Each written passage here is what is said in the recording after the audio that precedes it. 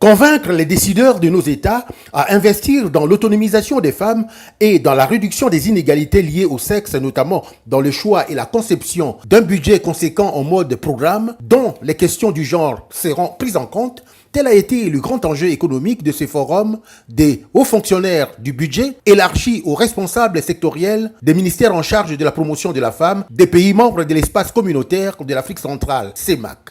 Tenu autour du thème la budgétisation sensible au genre, réduire les inégalités entre hommes et femmes pour accélérer le développement, cette 8e rencontre de ce genre, organisée par le Centre régional d'assistance technique du Fonds monétaire international, AfriStac Centre, en partenariat avec le bureau de l'ONU Femmes, a servi 5 jours durant de cadre de dialogue et d'échange entre experts et hauts fonctionnaires du budget sur des sujets en lien à la répartition des ressources équitablement selon les besoins spécifiques de tous les groupes sociaux, ainsi que pour une meilleure planification des politiques de proximité. Selon l'ONU, la budgétisation sensible au genre contribue à une meilleure allocation et utilisation des ressources budgétaires. C'est ainsi que les participants ont, à l'issue de leurs travaux, adopté une feuille de route de la mise en œuvre de la budgétisation sensible au genre. Que nous avons des raisons de nous féliciter de cet acquis et de cette avancée fondamentale qui, il y a quelques années, aurait été inimaginable. Je me réjouis de l'évolution et du chemin parcouru par nous tous qui a permis ce mariage heureux aujourd'hui entre l'économie et le genre.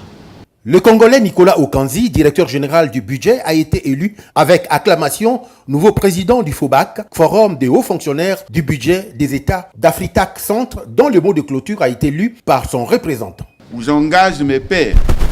à s'approprier cette feuille de route en la partageant au retour avec tous les acteurs afin qu'à l'horizon 2023, la budgétisation sensible soit généralisée.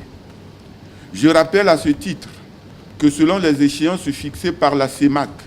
dont les directives du cadre harmonisées à partir de janvier 2022,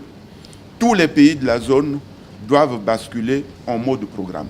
Telle a été, en substance, la moisson des travaux de cette 8e édition du Forum des hauts fonctionnaires du budget des États d'Afrique Centre, membres de la CEMAC. Espérons que les futurs budgets serviront effectivement d'instruments de réduction des inégalités et impulseront la croissance inclusive dans nos différents États.